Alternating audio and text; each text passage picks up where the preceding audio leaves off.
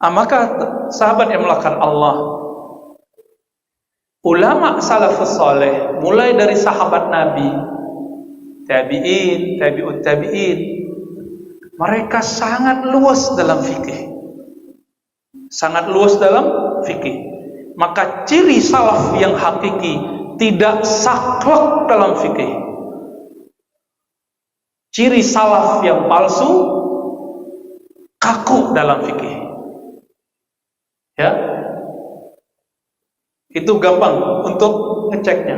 Setiap kali orang kaku dalam bab fikih, maka dia palsu. Gitu.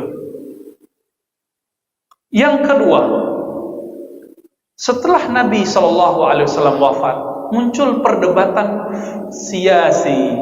Apa arti siasi? Politik. Belum ada perbedaan akidah. Politik dulu. Terpecahlah Muhajirin dan Ansari. Lalu setelah Muhajirin Ansar pecahlah kelompok Ali, kelompok Utsman. Setelah meninggal Utsman, maka Aisyah dan Muawiyah pecah dengan Ali. Begitu selanjutnya. Apakah mereka mengkafirkan? Ketika Ali bin Abi Thalib mengalahkan kelompok Aisyah, Ali tidak mengambil ghanimah. Apa arti ghanimah? Harta rampasan perang. Karena Aisyah masih muslimah, pengikut Aisyah pun muslimah. Berbeda politik dengan Ali. Bahkan diantar pulang oleh Ali bin Abi Thalib radhiyallahu taala anhu majma'in. Maksud saya nyebut ini apa? Salaf yang asli menerima perbedaan politik. Salaf palsu memaksa satu aliran politik. Ini kayaknya banyak nol sekiannya nih ya. Udah lewat masa itu. Jangan terpenjara oleh itu. Antum terluka, ya kita terluka semua. Yang kita coblos jadi menteri kok, ya kan? Tapi untuk apa terluka politik itu? Luka itu adalah sehat, karena politik itu perubahannya per detik. Gak usah khawatir. Orang kemarin musuh-musuhan, sekarang cepika-cepikian. Sekarang cepika-cepiki, besok main serang-serang. Jangan pernah percaya pada cinta politik. Jangan-jangan ini yang muda-muda ini cintanya politik. Besok sama siapa lagi ya. Ini salaf yang asli. Mereka dalam bab politik apa? Siap berbeda. Antum siap beda? Nanti 2000 berapa nih? Ingat-ingat kalimat ini. Siap-siap berbeda dalam politik, itulah salaf. Tapi kawan-kawan ini haramkan semuanya. Kenapa? Baik yang pro nol ini dan nol itu semuanya berdosa. Kenapa? Ikut pemerintahan yang sistemnya sistem taghut. Ya salam. Al-Quran tidak pernah membahas demokrasi. Maka menyematkan demokrasi kepada taghut itu namanya ijtihad. Ijtihad itu zonni. Apa ijtihad? Hasil pemikiran seseorang, bukan nabi, bukan dari Allah. Maka orang kalau sebut demokrasi itu taghut, itu tidak pasti. Itu pemikiran dia. Karena nabi nggak pernah. Ada nggak hadis demokratiyah taghut? Ada nggak? Nggak ada. Kalau antum ketemu aja bawa sini ya. Kita takhrij langsung hadisnya. Takhrij artinya dikeluarkan kualitasnya, sumbernya dari mana. Bisa dipastikan itu hadis palsu. Coba lihat, Nabi tidak memberikan satu sistem politik, benar nggak? Kenapa? Karena sistem politik itu lebih luas lagi perbedaannya daripada fikih. Kalau fikih Nabi takrir, Nabi bolehkan perbedaan yang luas itu. Tapi politik nggak. Coba lihat di Quran yang ada cuma tentang prinsip berpolitik. I'dilu, berbuat adillah. Cuma itu. Innallaha yuhibbul muqsitin. Allah suka kepada orang yang muqsit, yang berbuat adil. Hanya itu. Aqrabul taqwa, itu lebih dekat kepada takwa. Hanya begitu. Fa aslihu baina akhwaikum, politik islah, hanya itu. Tidak ada di situ nyuruh politik, demokrasi atau apapun. Khilafah pun tidak ada di Quran tentang politik. Semua kalimat khilafah di Quran bukan sistem politik. Kita bisa buktikan dalam tafsir-tafsir Al-Quran.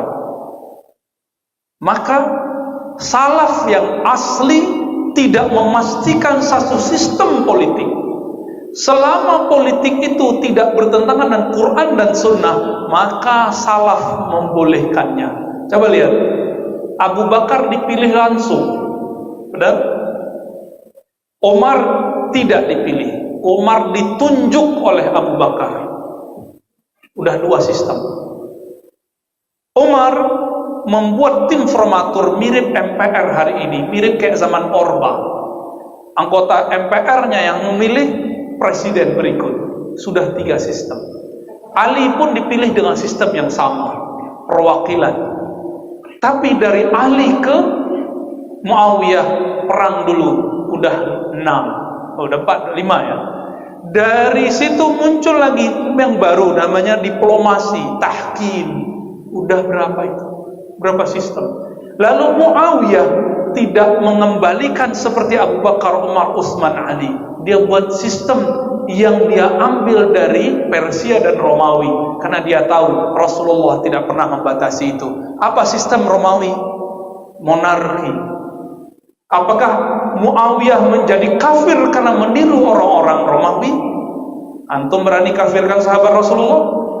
Berhadapan dengan ribuan ahli hadis dan semua ulama ahlu sunnah. Kalau dia berbeda politik dengan Ali, betul ada ulama ahlu sunnah mengkritik Muawiyah, tapi tidak ada yang mengkafirkan Muawiyah, apalagi melaknat Muawiyah. Hayhat, ya, tidak mungkin, jauh dari itu. Udah berapa sistem? Udah 7. Ya, kalau kita teruskan antum capek ngantuk langsung. Maksud kita sederhana. Cara pemilihan pun di dalam generasi mulia, generasi emas salafus soleh. Salaf ini kan puncaknya di sahabat. Sudah ada lebih dari 6. Kita sebutkan tadi 7 sistem.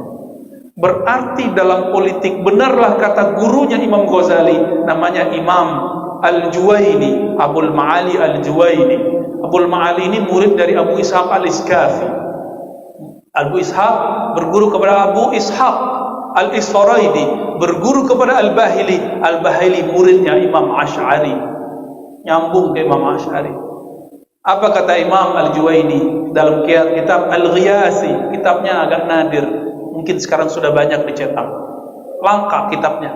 Apa kata beliau? Jika dalam fikih ibadah terjadi kelonggaran luar biasa, apalagi dalam fikih siasat, fikih politik, pasti akan lebih longgar lagi. Maka ciri-ciri salafus soleh, mereka menerima perbedaan-perbedaan politik, yang penting tidak melanggar Alkitab dan As-Sunnah. Yang qat'i, kalau yang zanni itu masih diperdebatkan, makna-maknanya yang zanninya. Dan yang terakhir ini yang paling parah, perbedaan yang muncul di kalangan salaf. Ketika Ali bin Abi Thalib radhiyallahu ta'ala anhu karramallahu wajhah, beliau kalah, muncullah kelompok anti Ali, anti Muawiyah, disebut dengan Khawarij. Khawarij menjadikan kebencian politiknya masuk ke bab akidah. Maka siapapun yang berbeda dengan kelompok mereka, berbeda dengan Allah dan Rasulullah, begitu keyakinan Khawarij. Maka Khawarij meletakkan kepentingan politik setara dengan kepentingan akidah. Narok politik setara dengan akidah. Karena kelompok Ali merasa imamnya dituduh kafir, maka kelompok Ali pun membalas. Kelompok ini kemudian disebut dengan Syiah Ali. Membalas lagi dan kemudian membuat teori balasan. Apa balasannya? Teori imamah. Bahwa imam yang benar cuma Ali, dan imam itu maksum, dari turun ke Hasan, ke Husain, terus sampai kepada bawahnya 12 imam. Kelompok ini disebut dengan Imamiyah Itsna Asyariyah, membalas Khawarij, tapi inti ajaran mereka sama. Apa kesamaan Khawarij dengan Syiah? Sama-sama memasukkan politik ke dalam bab akidah. Ini dosa besarnya mereka. Maka oleh Khawarij dan Syiah beda imam, beda politik, beda iman. Antum mau begitu? Dan di 2019 berapa banyak kawan-kawan, ikhwan-ikhwan, akhwat-akhwat, sahabat-sahabat, ustad-ustad ahlu sunnah terjebak Khawarij dan Syiah secara manhaj. Dia tidak Khawarij, dia tidak Syiah, tapi manhajnya, sistem berpikirnya telah terjebak Khawarij dan Syiah. Apa itu? Siapapun yang beda politik denganku, maka dia kafir, fasik, sesat. Na'udzubillah min dzalik. Ini bahaya. Ini bahaya sekali. Maka perbedaan Syiah, Khawarij diawali dengan perbedaan politik, tapi ditaruh di bab akidah. Tapi yang selalu korban siapa? Yang selalu korban ulama ahlus sunnah. Yang dibunuh oleh orang-orang Khawarij siapa? Ali. Ali itu simbol ahlus sunnah, karena Nabi menyebutnya babul ilmi, pintunya ilmu. Ilmu ahlus sunnah lewat Ali. Loh Syiah gimana? Ya Syiah ngaku-ngaku. Buktinya mereka enggak konsisten dengan imamah. Kenapa? Setelah Ali, Hasan, lalu Husain. Setelah Husain kok enggak turun ke anak Hasan, tapi turun ke anak Husain, ya kan? Maka saya enggak jadi masuk Syiah. Padahal tadi tertarik karena ada nikah mut'ahnya, ya. Serius, saya baca buku Mutahhari dulu, bagaimana manfaat nikah mut'ah. Lalu di situ diseranglah Omar, dibuatlah hadis palsu, dinisbatkan ke Ali. Seandainya Omar tidak larang mut'ah, tentu tidak ada terjadi perselingkuhan, perzinahan. Begitu, ternyata hadisnya palsu. Jadi mereka betul-betul berani memasukkan hadis atas nama para imam, apalagi ke yang bukan imamnya, ya. Jadi teman-teman semua, ikhwan akhwat fillah, ketika terjadi perbedaan akidah, ternyata perbedaan ini bersumber dari politik. Yang selalu korban siapa? Ahlus sunnah.